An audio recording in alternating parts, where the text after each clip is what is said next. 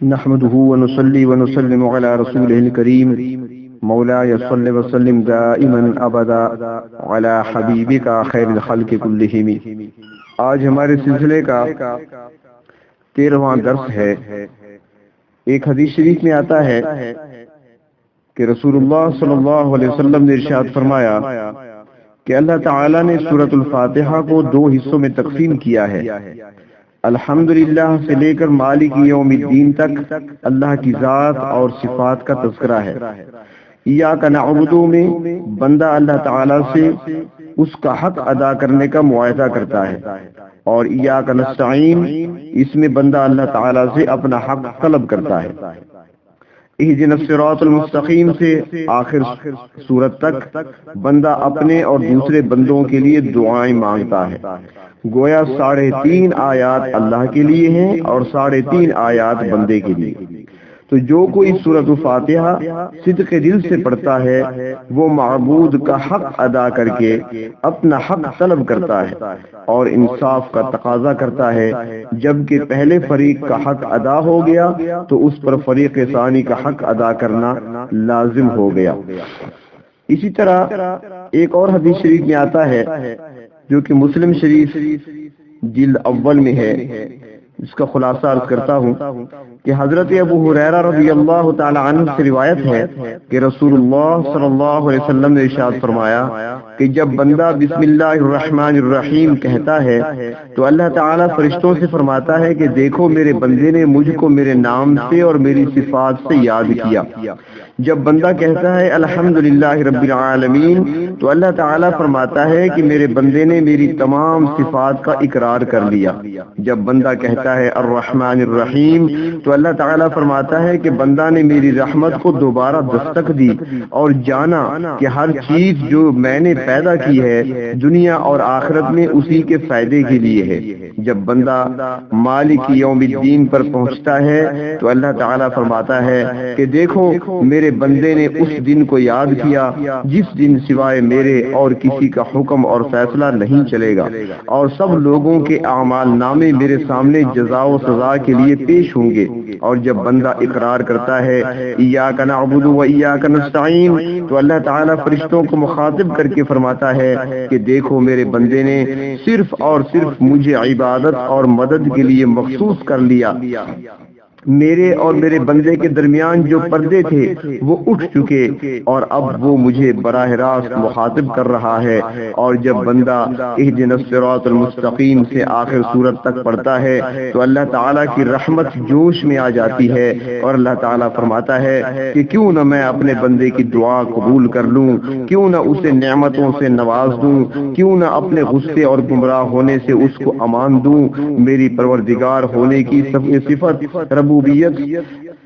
اسے اس کے مطلوب تک پہنچانے کا تقاضا کرتی ہے۔ ایک حدیث شریف میں آتا ہے، تفسیر ابن کثیر جلد اول میں حدیث نقل کی ہے کہ حضرت ابن عباس رضی اللہ تعالی عنہما فرماتی ہیں کہ ایک مرتبہ حضرت صلی اللہ علیہ وسلم کے پاس حضرت جبریل علیہ السلام بیٹھے ہوئے تھے۔ اتنے میں آسمان سے ایک زوردار آواز سنائی دی۔ حضرت جبرائیل نے اپنی نظر آسمان کی طرف اٹھا کر دیکھا اور فرمایا کہ ابھی آسمان کا ایک دروازہ کھلا ہے جو اس سے پہلے کبھی نہیں کھلا تھا۔ پھر وہاں سے ایک فرشتہ اتر کر حضور اکرم صلی اللہ علیہ وسلم کے پاس آیا اور کہنے لگا کہ خوشخبری ہو، آپ صلی اللہ علیہ وسلم کو 2 نور دیے گئے ہیں جو اس سے پہلے کسی نبی کو نہیں دیے گئے۔ ایک نور سورۃ الفاتحہ ہے اور دوسرا نور سورۃ البقرہ کی آخری 2 آیات۔ اگر آپ ان میں سے ایک حرف بھی پڑھیں گے تو اس کے بدلے وہ نور آپ کو دے دیا جائے گا۔ تفسیر مظہری میں روایت نقل کی ہے کہ امام بخاری رحمت اللہ علیہ نے بیان کیا ہے کہ فاتحۃ الکتاب یعنی سورۃ فاتحہ ثواب کے اعتبار سے قرآن کریم کے 2 ثلث کے برابر ہے، یعنی 2 تہائی کے برابر ہے۔ اسی طرح تفسیر روح المعانی جلد اول میں ہے، حضرت ابو ہریرہ رضی اللہ تعالی عنہ سے روایت ہے کہ رسول اللہ صلی اللہ علیہ وسلم نے ارشاد فرمایا، اس ذات کی قسم جس کے قبضہ میں میری جان ہے کہ تورات، زبور، انجیل اور قرآن پاک میں اس جیسی صورت نہیں اتری، اور یہی سبع مثانی ہے جو اللہ تعالی نے مجھے عطا فرمائی ہے۔ تفسیر مظہری جلد اول میں ہے، عبد الملک بن عمیر رحمت اللہ علیہ نے حضور اکرم صلی اللہ علیہ وسلم سے روایت نقل کی ہے کہ رسول اللہ صلی اللہ علیہ وسلم نے ارشاد فرمایا کہ سورۃ الفاتحہ میں ہر بیماری سے شفا ہے۔ حضرت انس رضی اللہ تعالیٰ عنہ فرماتی ہیں کہ رسول اللہ صلی اللہ علیہ وسلم نے ارشاد فرمایا کہ اگر تم بستر پر لیٹتے وقت سورۃ الفاتحہ اور سورۃ الاخلاص پڑھ لو تو موت کے سوا ہر چیز سے امن پالو گے۔ سورۃ فاتحہ ایک عظیم سورت ہے جو اس امت کو عطا فرمائی گئی ہے اور اسے نور کہا گیا ہے، تو اس لیے سورۃ الفاتحہ کے اندر برکات بھی ایسی اللہ رب العزت نے رکھی ہیں۔ سورۃ الفاتحہ کے بہت سارے نام احادیث مبارکہ میں آتے ہیں، اب زیادہ طوالت میں نہیں جانا چاہتے، آج 13واں درس ہے اور سورۃ فاتحہ کے مضمون کو یہیں پر مکمل کرتے ہیں، اس لیے مختصراً عرض ہے کہ سورۃ الفاتحہ کے بہت سارے نام احادیث میں آئے ہیں، ان میں سے اس سورت کا ایک نام شفا بھی ہے۔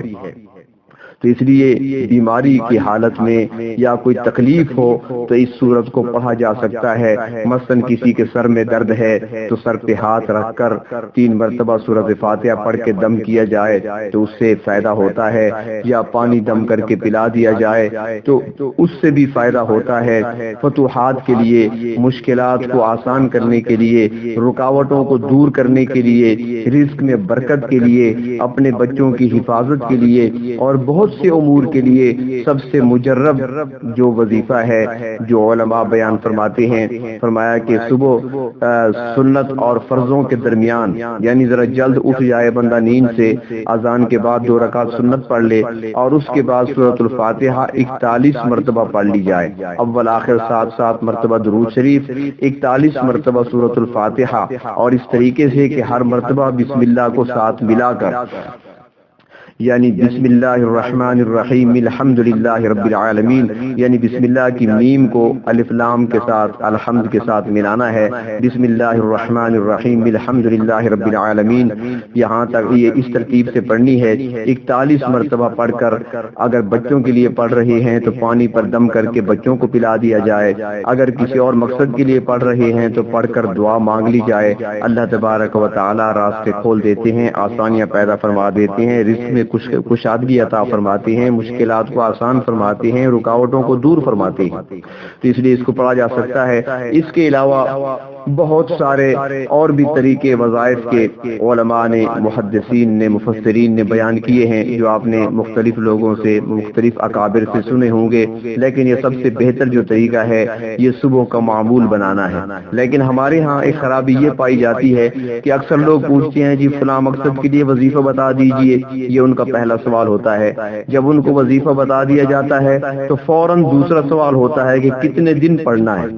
تو بھارت اور ہماری مجبوریاں اور ہماری محتاجی ساری زندگی کی ہے، ہم اللہ کے در کے محتاج ہیں پوری زندگی، اور ہماری ضروریات بھی موت تک کے لیے ہیں دنیاوی، تو اس لیے جب ضروریات ہماری ہمیشہ کی ہیں تو اس لیے ہمیں پڑھنا بھی ہمیشہ چاہیے اور اس کا معمول بنا لینا چاہیے، باقاعدگی کے ساتھ اس کو پڑھنا چاہیے، اور جو باقاعدگی سے اسے پڑھیں گے، معمول بنائیں گے، وہ کچھ عرصے کے بعد اس کے برکات کا خود مشاہدہ کریں گے۔ لیکن ساتھ ایک بات اور بھی عرض کروں کہ کچھ لوگ کہتے ہیں ہم بڑے وظائف پڑھتے ہیں لیکن ہمیں فائدہ نہیں ہوتا، بڑی تسبیحات ہم نے پڑھ لی، بڑے بڑے وظائف پڑھ لیے، فائدہ نہیں ہوا۔ تو اس کی وجہ یہ ہوتی ہے کہ وظیفے کے اندر کوئی کمی نہیں ہوتی، اللہ کے نام کے اندر برکت پوری پوری ہے، اللہ رب العزت کے کلام کے اندر تاثیر مکمل اور پوری ہے، لیکن ہمارے پڑھنے میں کمی ہوتی ہے یا ہمارے اندر کوئی نہ کوئی خامی ہوتی ہے۔ اپنی خامیوں پر ہمیں غور کرنا چاہیے۔ ایک تو ہم توجہ سے نہیں پڑھتے، دھیان سے نہیں پڑھتے، خیال کہیں اور ہوتا ہے، توجہ کہیں اور ہوتی ہے، اور یقین نہیں ہوتا ہمیں، ہم پڑھ تو رہے ہیں پتہ نہیں کام ہوتا ہے کہ نہیں ہوتا، فلاں نے بتا دیا پڑھ تو رہا ہوں پتہ نہیں کام ہوگا کہ نہیں ہوگا۔ جب اس انداز سے پڑھا جائے گا تو وہ کام کبھی نہیں ہوگا، وہ مسئلہ کبھی حل نہیں ہوگا۔ ہم اس نیت سے پڑھیں کہ پروردگار عالم نے خود فرمایا ہے ادعونی استجب لکم، مجھے پکارو، مجھے پکارو اور میں ہی تمہیں جواب دوں گا، میں ہی تمہاری پکار پر تمہیں جواب دوں گا، جو مجھ سے مانگو گے میں ہی عطا کروں گا۔ جب رب نے خود فرمایا کہ مجھ سے مانگو میں عطا کروں گا، تو ہم یہی سوچ کر بیٹھے ہیں اللہ آپ نے فرمایا تھا کہ مجھ سے مانگو، ہم مانگنے کے لیے آ گئے، اب ہم مانگ رہے ہیں، اب عطا کر۔ اور ساتھ یقین ہونا چاہیے کہ رب تعالیٰ نے فرمایا خود ہے، بلایا خود ہے، ہم آ گئے، اس سے مانگ لیا، رب سے ہم نے مانگا، اس نے ہماری مانگنے کی، ہماری صدا کو سن لیا، ہماری آواز کو سن لیا، اور وہ دینے پر قادر ہے، اس کے خزانوں میں کمی نہیں ہے، خزانے بھرے ہوئے ہیں، اور وہ مجھے ضرور عطا کرے گا۔ اس یقین کے ساتھ پڑھیں گے تو فائدہ ہمیں ضرور ہوگا انشاءاللہ۔ اور دوسری بات یہ ہے کہ ساتھ ہم اپنے وجود کو بھی، جسم کو بھی صاف رکھیں، لباس کو بھی صاف رکھیں، اور اپنے آپ کو گناہوں سے بھی بچاتے ہوئے جب ہم پڑھیں گے تو فائدہ زیادہ ہوگا، اور اس کے حلال کھاتے ہوئے پڑھیں گے تو اس کا اثر زیادہ ہوگا۔ صورتیں یہی ہوتی ہیں، فرق ہوا کرتا ہے، لیکن یہ اللہ رب العزت کے نام میں یا اس کے کلام میں تاثیر نہ ہو یہ تو کوئی بات ہی نہیں ہے۔ اللہ کا نام ایک مرتبہ لیا جائے اس کے اندر بھی تاثیر ہے، اثر ہے، اور کلام پاک جب پڑھا جائے گا تو اس کے اندر تو اس سے کہیں بڑھ کر تاثیر ہوگی۔ وہ جس طرح لکھا ہے کتابوں میں کہ پشتو زبان کے ایک بزرگ گزرے ہیں جس کو لوگ تو شاعر کی حیثیت سے جانتے ہیں، لیکن وہ بہت بڑے صوفی بزرگ بھی ہیں، عبد الرحمن بابا کے نام سے مشہور ہیں۔ تو عبد الرحمن بابا کے متعلق واقعہ آتا ہے کہ وہ اکثر پشاور آیا کرتے تھے، تو ان کی عادت شریفہ تھی کہ جب وہ تشریف لاتے تو وہ کسی کے ہاں نہیں ٹھہرا کرتے تھے، بلکہ کسی دینی مدرسے میں چلے جاتے، وہاں قیام فرماتے۔